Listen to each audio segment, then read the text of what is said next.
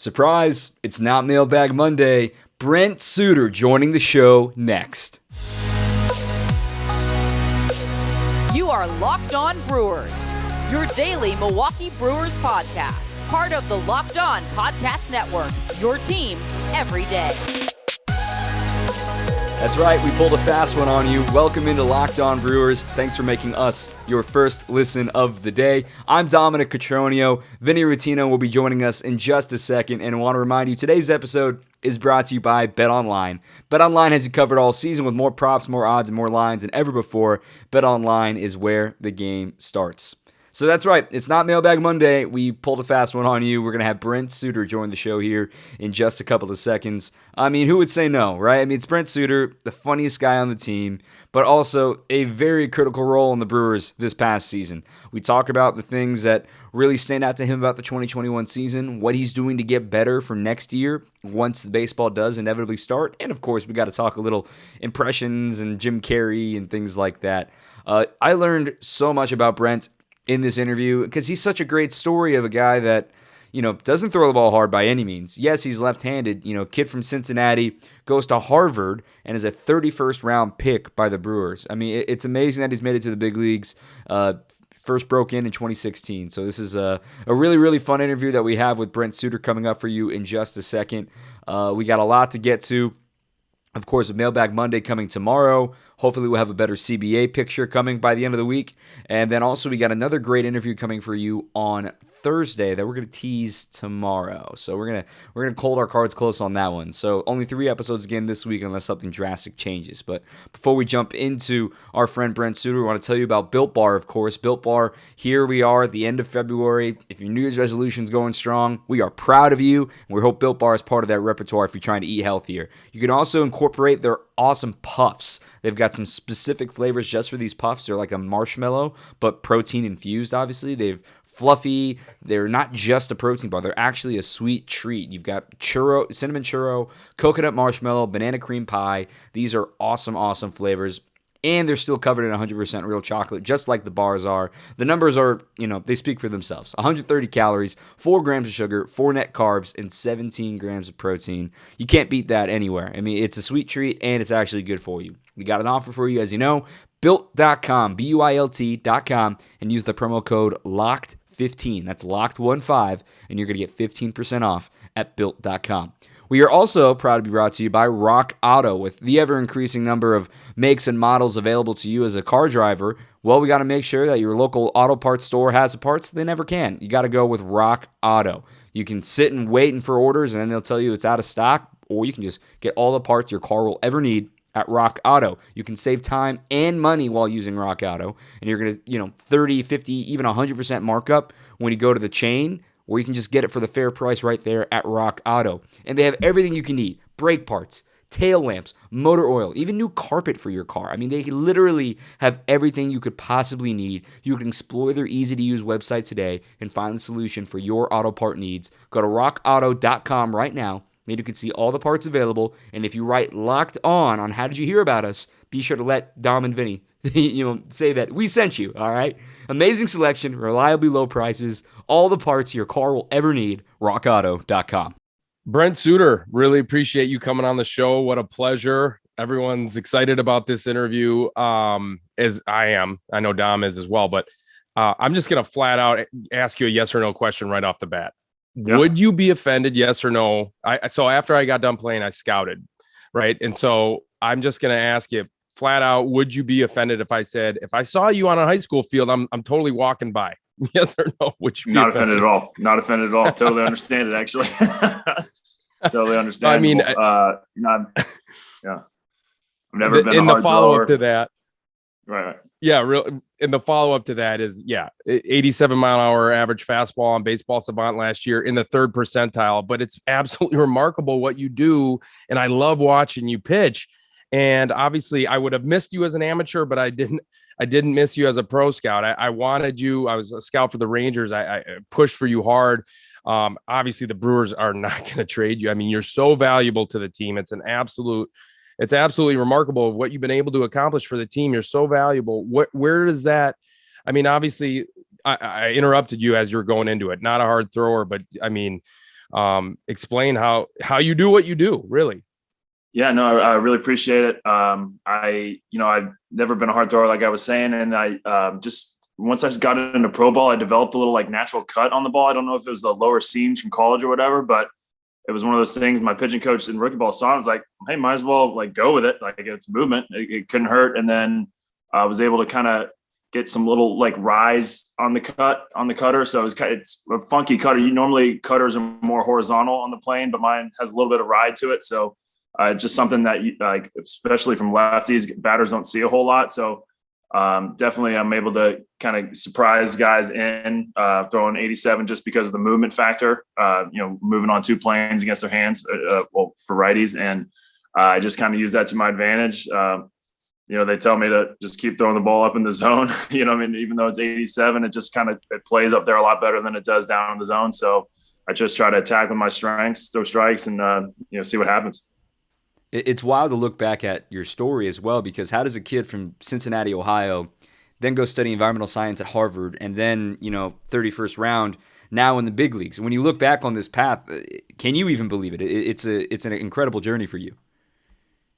Yeah, no question. It's been, I've been very fortunate to just catch some breaks along the way, and just to be in the right spot at the right time, pitch well enough at the right times to get into college ball, and then the same thing to get into pro ball, and then same thing to get every level past that, and then into the big leagues. And then, yeah, it's just been a wild ride. And I don't want it to end, so I want to keep playing for sure. But it's been incredible. I always just wake up, just going to bed, just like so thankful for everything that's happened in my life. Kind of just don't feel like I deserve it, you know what I mean? But just gonna roll with it. That's so cool. It's so cool. I mean, everyone kind of embraces you as a fan favorite. I know I do, right? And so at the end of the day, following up on that, Stephen Wilson drafted you, right? He was a Harvard grad, and he was the guy that I'm sure one of few scouts that probably pushed for you. 31st round, like Dom said, 2012.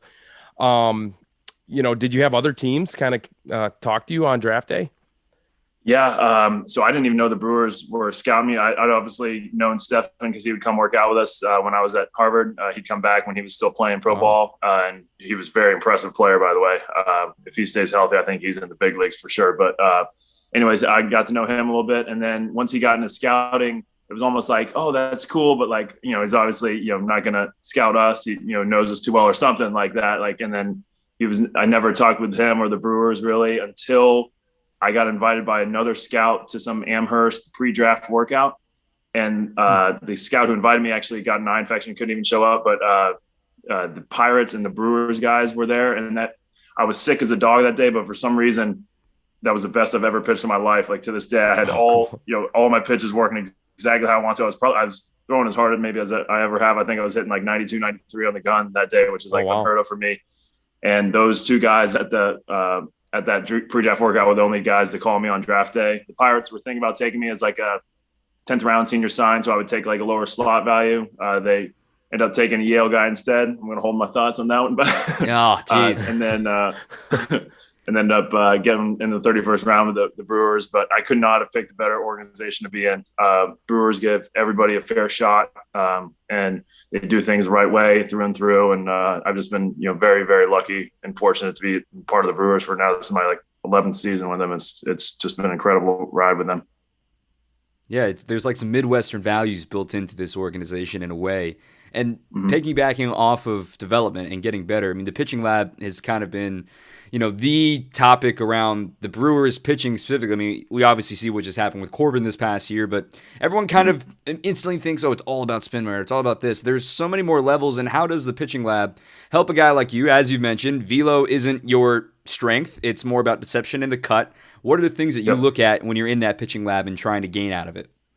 It really helps me solidify what when I'm good, what does my ball look like? What does my extension look like? What does my axis look like? Like a big thing for me is my axis of release. Like I want to be at like that 1230 release point with my axis. I don't know if people are, everybody's seeing the video, but like I want to be not just backspin, but a little bit tilted towards my right shoulder on that. And that helps me look like a four seam and then have it cut. So that it's definitely, I want to be within that axis. It just helps like pinpoint when I'm good. What does it look like?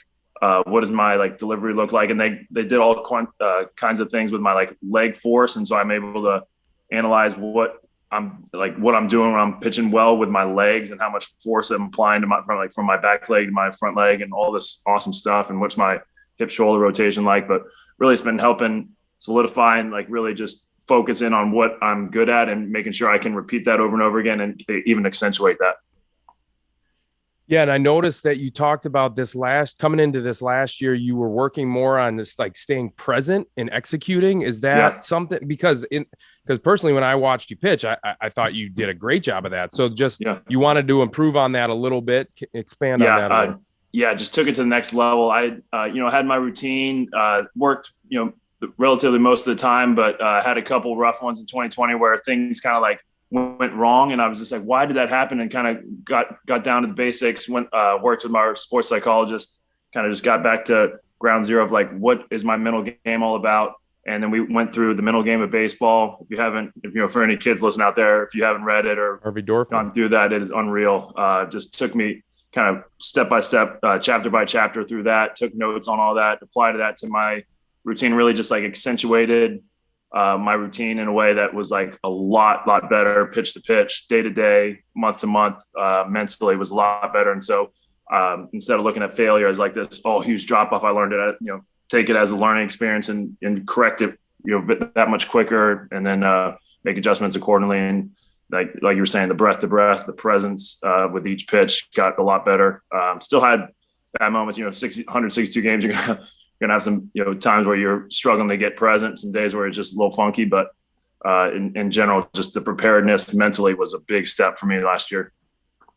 In this past year, I mean, bullpen role for you obviously was this swing man, the middle / extended, but there were times when you had the big COVID outbreak breakout for the Brewers that you were suddenly closing games and you were in these massive high leverage situations. So when you think back to, that late July stretch, what was that like for you? Did you have to change anything? And between you and Devin working in tandem to close out games, like I just felt like, man, this is insane. The riches that the Brewers have in your bullpen right now. Right.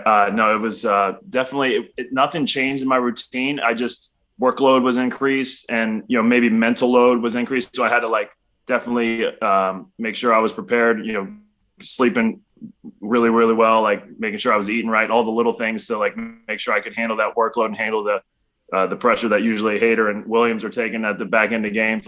It's a different animal in your 1-run game, 9th inning, as opposed to even in the 7th, 6th or 7th inning when I was kind of normally coming in. It's a different animal in the 9th inning. So got a couple situations like that. A couple didn't go great, but a couple finally got my first save there, and it was really cool. Feeling the team was really cool about it, celebrating all that stuff. But nothing changed routine wise. I just I knew what was going on.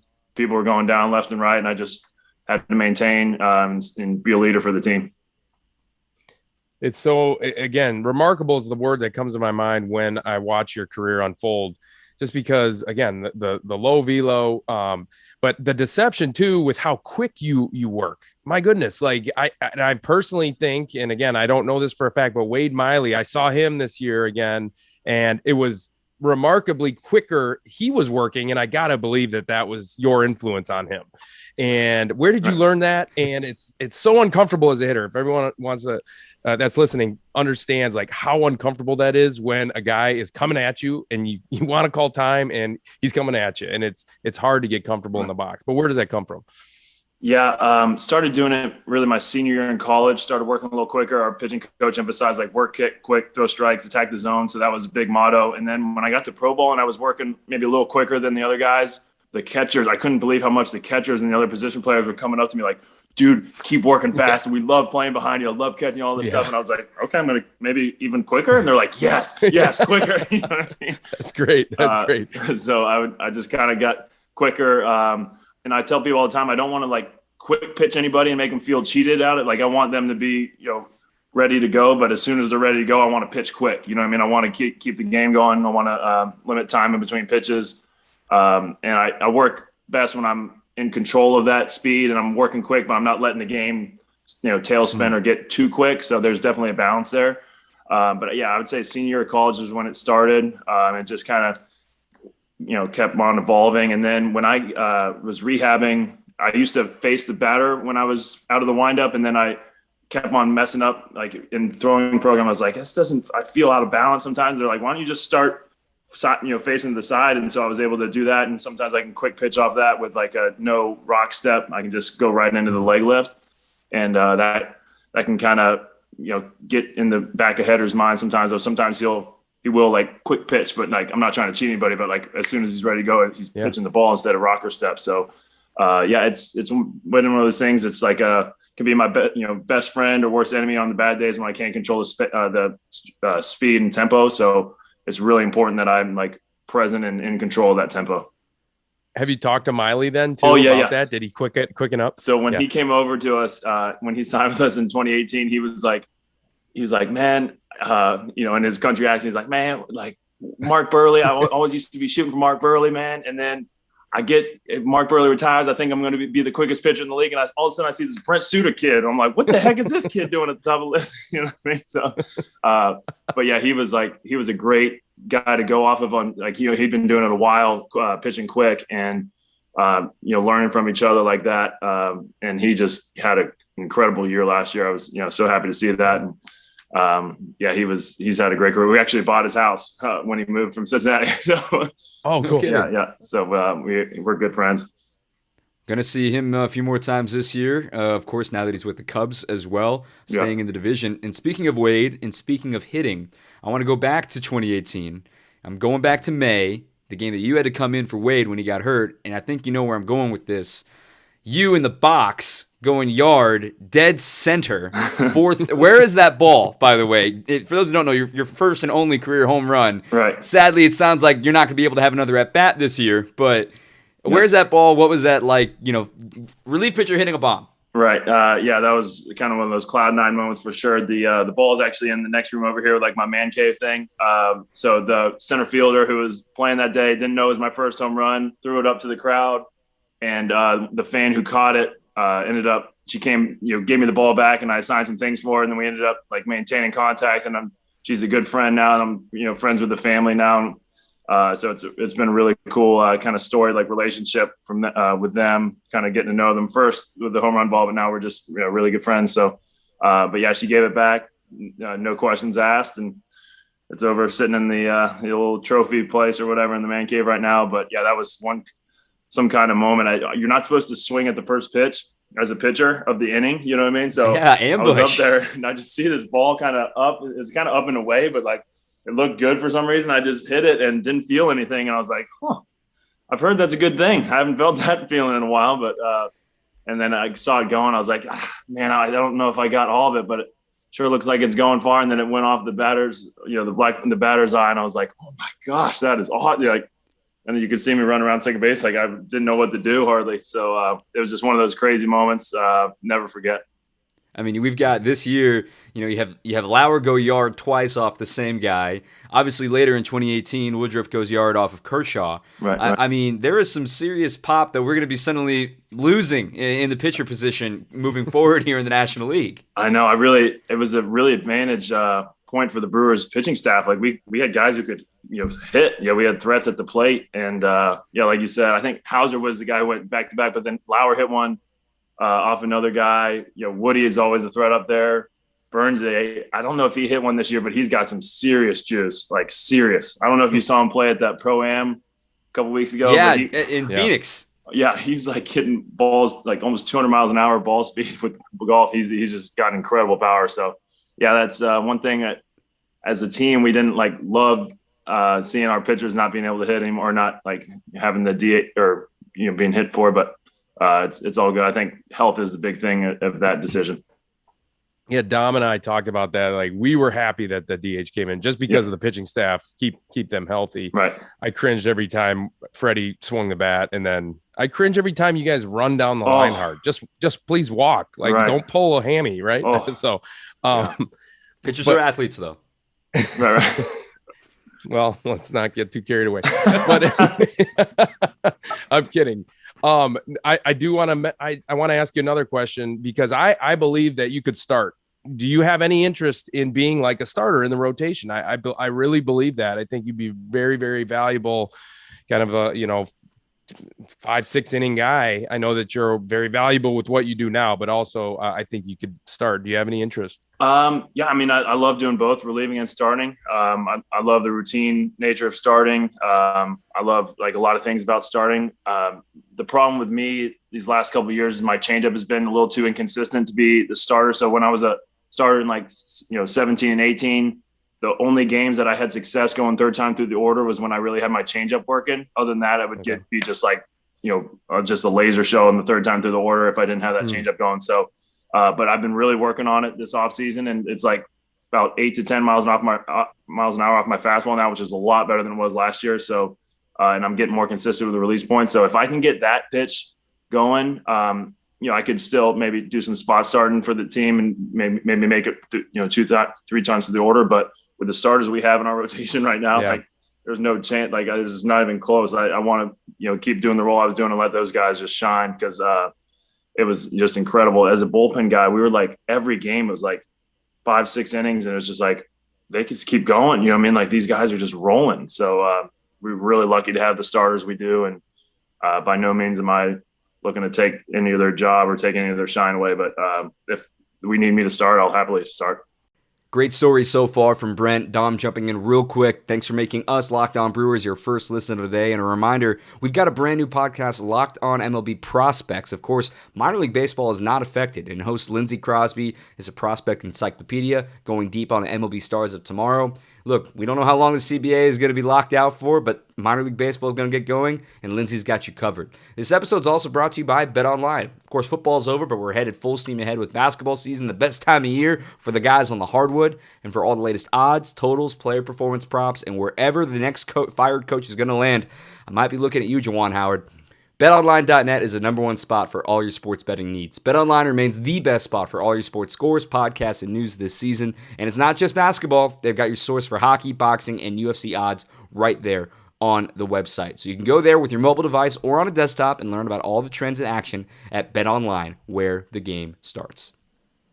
I was just going to say that was the scouting side of me that always is looking to see like, okay, what else can you do? And if, someone, God forbid, someone would go down, I think you could step into that role nicely. That's great. And to roll off that with this staff as a whole, who are the guys that you find yourself, are you picking brains? Are you asking about grips? Are you looking for what makes other guys tick on your team? And what are those conversations like with this current staff? Yeah, definitely. For me, the last couple of years has been picking Devin Williams' brain for his changeup, which I tried throwing with him all 2020, tried doing it, never could get it. How he does that over and over again is beyond me. I got it like 4 times. I got like a Devin Williams-esque changeup the whole year, but I was picking his brain about his changeup and just generally his approach on his changeup. And then this year, Hader helped me a lot with the slider grip. So that helped me a lot. And, moving my thumb a little bit more, up on the ball actually for the slider. And then Woody, I'm always picking Woody's brain on like the mentality. Cause I think he's one of the best pitchers in the big leagues. I'm just like bulldog mentality out there. Just like, I'm coming right after you. And just how he gets that plays day after day. I mean, we all get there more often than not because we're in the big leagues for a reason, and mental, you got to get locked in mentally. But I love picking his brain on like what he's thinking on certain pitches and how he's going about attacking routine stuff. Same with Burnsy and Woody were like right next to me, so I felt unworthy to be on that row of lockers definitely last year because it was just Cy Young 1 and Cy Young 2. But picking their brain a lot on just mental stuff and routine stuff. Like what are they doing with their eyes in between pitches, or what do they do with their focus after 2 bad pitches in a row, how they reset, and just comparing and contrasting and learning some things from those guys for sure. And we'd be remiss if we don't mention the work that Chris Hook has done with you and the entire staff and everybody top to bottom. What has Hook done for you, and for what makes him such a great pitching coach? Yeah, I've had him since 2014. Really, not every year, but he was my AA coach in 2014. And he actually lives right across the river here too, so I get to see him in the off season as well. No, not this one because of the lockout, but most off seasons he's coming up. He's just so good at mentality, mechanics, feeling pitches out, and seeing, like, he knows exactly what's going through my head. He can like look at my mechanics and see something off and say, what was going on in your head there? Cause like, that's probably a symptom of that. And it's extremely helpful, you know, inning to inning. And when he comes out for his mound visits, like pitch to pitch, like, hey, let's get back into drive with your, you know, let's get our eyes down there. Let's get our, you know, fingers and hand right on top of the baseball. And he's really helped me immensely with my cutter too. Like the cut fastball, he's really good about knowing what it's, you know, what it looks like when it's good and getting me there, and giving me like notes throughout the year and video work throughout the year, of just like, this is where it's good. Let's stay on that. He's a big guy into like positive thinking. Like he doesn't not want you to do stuff. He wants you to do this, you know what I mean? He wants you to feel the baseball at that 1230 axis and throw the heck out of it, you know, all that stuff. So he's been immensely helpful for me and every other pitcher on our staff. We're very, very lucky to have him. Yeah, what people don't realize, I think, is that, yes, the new data and analytics, that is super valuable. Obviously, it's a great tool, but you got to have someone, right, and kind of expanding on your answer, you got to have someone that can communicate and coach you still into being able to implement some of this stuff. Right. And Chris Hook, he's got to be the best in the game at it. Yeah, he's unbelievable. He's got that, you know, he's old school. He knows what's going on with your brain. He was a big league pitcher for several years. So like he knows what's going on out there, but he's able to translate all this information and simplify it and funnel it right to you just how you need it, all the time. Like every day just gives you the right tidbits or right comments or right pointers on to what it really should, your best self should look like. And yeah, it's an incredible asset to have on a team. That's awesome. We have a couple more questions. Again, really appreciate you coming on, but I gotta know where the Raptor comes from. Do you have a name for him? I mean, does he live in there? Do you keep him in a cage somewhere in the house? No pet raptors or anything like that. No iguanas or anything like that. So it's how I run. When I like run sprints, I get really like uphill, kind of lean with my chest and whatever. And Tim Dillard was with us back in like 2014 in the minors, just got signed with us from Indie Ball again. And he saw me running. He just started doing these Raptor calls every day when he was seeing me running, because he'd be stretching relievers and I was a starter at the time, and he'd just be going, you know, all the time. And he started doing these dub smash videos, and I'd be like this, do these cameos of like a Raptor at the end and doing Raptor sprints in the background, all these random videos. And it just kind of caught on. And then by the time I got to the big leagues in 2016, the media guy had caught on to that because he was a big follower of Tim's. And he said, hey, do you mind if we do Jurassic Park as your walkout song?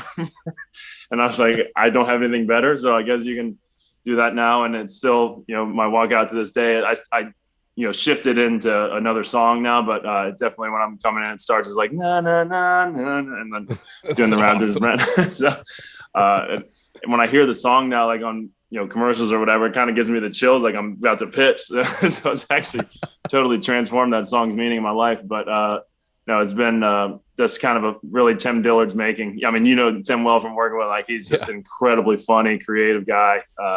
Love him to death. So he's the reason for the Raptor nickname.